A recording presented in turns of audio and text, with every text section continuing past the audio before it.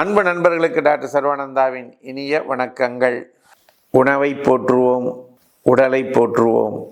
பாரம்பரிய அரிசி.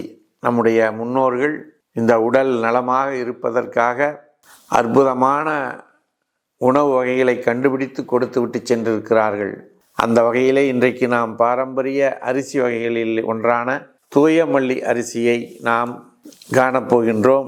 இந்த தூயமல்லின்னு பேர் வர்றதுக்கு என்ன காரணம்னா, கதிர் பூத்து அப்படி குலுங்குகின்ற பொழுது அந்த நெற்கதிர்களானது மல்லிகை மொட்டு போல இருக்குமாம், வெண்மையாக. அதனால் இதற்கு தூயமல்லி என்று காரண பெயர் அமைந்திருது. இந்த அரிசியை நாடி எந்த பூச்சிகளும் வராது. இதுக்கு பூச்சி கொல்லி மருந்தே தேவையில்லை. அப்படிப்பட்ட கிருமிகள் அண்டவிடாத ஒரு அரிசி எது இருக்கிறது என்று சொன்னால், பூச்சிகள் தாக்காத, கிருமிகள் தாக்காத ஒரு அரிசி எது என்று சொன்னால் தூயமல்லி அரிசி தான். இந்த அரிசியினுடைய நன்மைகள் என்ன?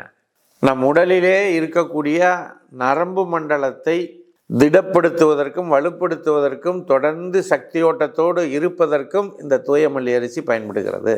சர்க்கரை நோய் எந்த வகையிலும் வராமல் தடுக்கக்கூடிய சக்தியும், வந்தவர்களுக்கு சர்க்கரை நோய் போவதற்கும் அந்த சர்க்கரை அளவு கூடாமல் இருப்பதற்கும் தூயமல்லி அரிசி பயன்படுகிறது. தோலை மிருதுவாகவும் நல்ல கலராகவும் எப்பொழுதும் இளமை தோற்றத்தோடும் வைத்திருக்கக்கூடிய சக்தி படைத்தது இந்த தூயமல்லி அரிசி. சுலபமாக ஜீரணம் அடைந்துவிடும். ஜீரண சக்தியை அதிகப்படுத்தக்கூடிய சக்தி இதற்கு உண்டு. உடலினுடைய வளர்ச்சி, மனதினுடைய வளர்ச்சியை சரிசமமாக வளர வைத்து நம்மை ஒரு ஞான பாதையிலே கொண்டு போக வைக்கக்கூடிய சக்தி இந்த தூயமல்லி அரிசிக்கு இருக்கிறது நண்பர்களே.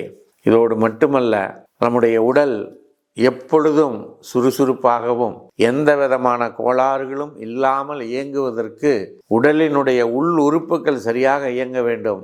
அப்படிப்பட்ட உள் உறுப்புகளை எல்லாம் எப்பொழுதும் இளமை மாறாமல் வைத்து கொள்ளக்கூடிய சக்தி படைத்தது இந்த தூயமல்லி அரிசி என்றால் அது மிகையாகாது நண்பர்களே.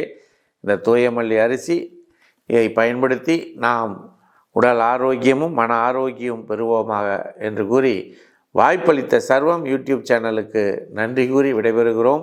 சர்வம் யூடியூப் சேனலை சப்ஸ்கிரைப் பண்ணிட்டீங்களா? பண்ணலைன்னா உடனடியாக பண்ணிடுங்க. நன்றி, வணக்கம்.